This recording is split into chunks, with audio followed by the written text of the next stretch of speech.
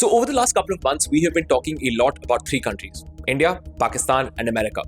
And if you've been reading about these stories, there is a narrative that has taken shape that Pakistan is essentially playing the Trump administration much better than India is. How else can you explain that Pakistan has managed to get a lunch with Donald Trump for Field Marshal Asim Munir? They managed to get America interested in critical minerals exploration and oil exploration in Pakistan. And they've also managed to pitch themselves as a reliable counterterrorism partner for the United States. It's really a series of important PR successes for Pakistan. Meanwhile, India is clashing with the Trump administration publicly almost every day at this point in time. And it really does seem at times that India is losing a key battle against Pakistan and America. And that battle is one that involves accessing the Trump administration and the White House at the highest levels. Both nations are actually spending millions to access the Trump administration. But Pakistan is actually outspending India nearly 3-1 in this fight.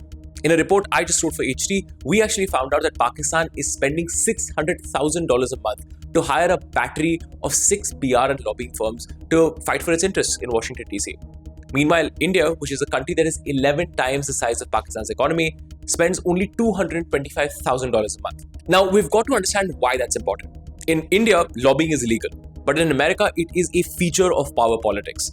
In exchange for a hefty fee, elite lobbying firms in Washington, D.C. will help foreign governments shape their narratives and gain access to the hallways of power in America. Pretty much every major country with a diplomatic presence in Washington, D.C. hires these firms. You can bet on it. And Pakistan has hired 6 of these firms to lobby it for it in DC. Now, Pakistan spends a staggering $600,000 a month, or really 5.2 crore rupees, on these lobbying firms. And this 3-1 spending advantage over India could actually be getting it some key benefits. Like I said, it's made key inroads into the Trump administration. You've secured a meeting for Field Marshal Asim Munir with President Trump. You've managed to get Washington interested in everything from critical minerals to counterterrorism cooperation. And a lot of that success for Pakistan may actually be chalked up to the fact that it spends money on lobbying firms with deep ties to President Trump. Let's actually just take a look at some of these firms that I'm talking about. At the top of this list is Orchid Advisors LLC, which is being paid $250,000 a month to secure Pakistan's access to the Trump administration as well as the World Bank and the IMF, because it has to get bailouts as well. Now, just to be clear, Pakistan spends more on this one firm than India spends on its entire lobbying effort in DC. Now, Orchid Advisors has also hired Squire Patton Boggs, one of Washington DC's most connected legal firms, as a subcontractor to basically provide legal support and to help reach out to US lawmakers to strengthen US-Pakistan relations. The next firm is Seed & Law, which is again one of Pakistan's top lobbying firms. It is paid $200,000 a month, and it is led by Robert Seydin, who used to be a political investigator for Donald Trump's presidential campaigns.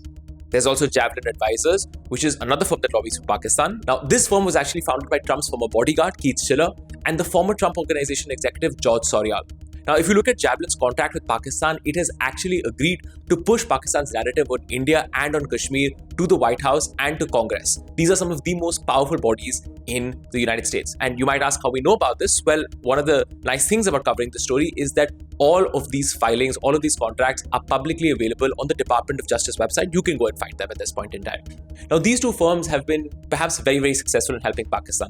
Because if you read the contract very closely, they actually agreed to help Pakistan reduce the 30% tariff rate it was facing from the Trump administration back in April.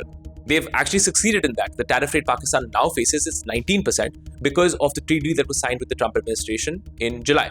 You also will notice in one of these contracts that they agreed to pitch Pakistan as a critical minerals cooperation partner with the Americans, and they have managed to succeed in getting Washington to pay attention to Pakistan on this front. Now, apart from these two firms, Pakistan also spends $150,000 a month on Corvus PR. Now, this is a strategic communications firm. It handles narratives, and it was most famously hired by Saudi Arabia to repair its image in America after the 9/11 attacks, which says something about their clientele and their skill.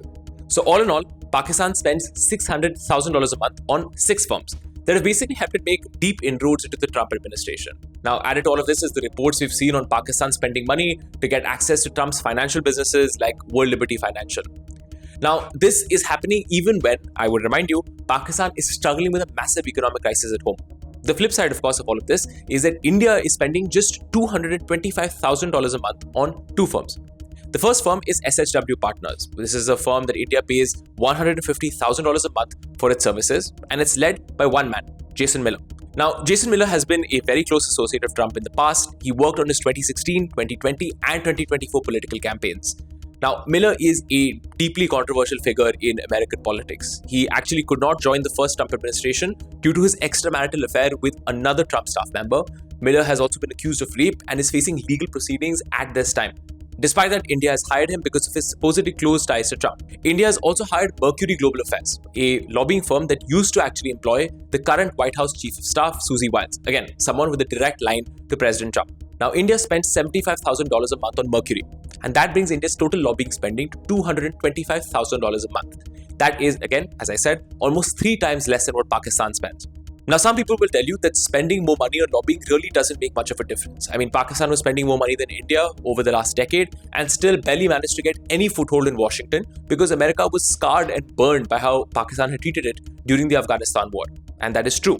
But it's also true that Pakistan's 3-to-1 financial advantage does allow it to reach more decision makers in America. Remember that a lot of these firms are actually paid to promote Pakistan's narratives on India and on Kashmir to America's top decision makers.